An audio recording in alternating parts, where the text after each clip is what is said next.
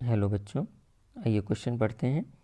Question है the following reaction attains equilibrium at high temperature, the yield of NO is affected by. तो यहाँ पे आपको बता रहा है कि ये रिएक्शन हाई टेम्परेचर पे कंप्लीट होती है, इक्विलिब्रियम पे आती है।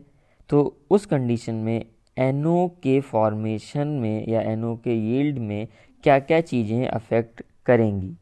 तो एक एक ऑप्शन करके अगर लें तो पहला ऑप्शन है इंक्रीजिंग द नाइट्रोजन कंसंट्रेशन। तो आपको ली-चैटलियर प्रिंसिपल के अकॉर्डिंग यहाँ पे करना है।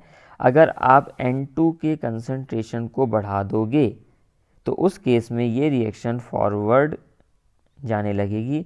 इट मीन्स दैट NO का भी जो फॉर्मेशन होगा वो आपका बढ़ जाएगा। तो बिल्कुल ये चीज़ आपके NO के यील्ड को प्रभावित कर रही है। तो पहला ऑप्शन आपका करेक्ट है। सेकेंड ऑप्शन पे आ जाएं, decreasing the hydrogen concentration.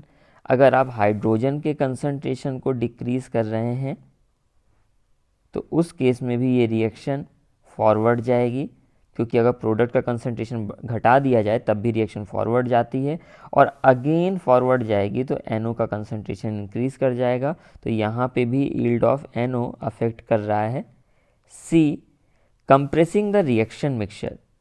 Reaction mixture को अगर कंप्रेस कर दिया जाए तो उस केस में क्या फ़र्क पड़ेगा।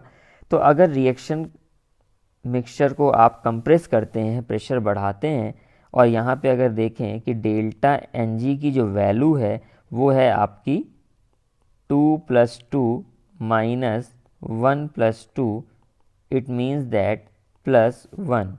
तो डेल्टा Ng बढ़ा देने पर, प्रेशर बढ़ा देने पर डेल्टा Ng क्योंकि हमारे पास +1 था, इस वजह से ये रिएक्शन बैकवर्ड डायरेक्शन में शिफ्ट हो जाएगी।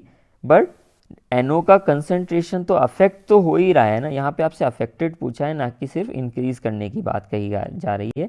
तो NO का कंसंट्रेशन यहाँ पे डिक्रीज करेगा, तो इस केस में भी यहाँ पे ये अफेक्ट होने वाला है। तो अगेन सी ऑप्शन भी आपका करेक्ट होगा। तो your answer will be A, B and C। Thank you and best of luck.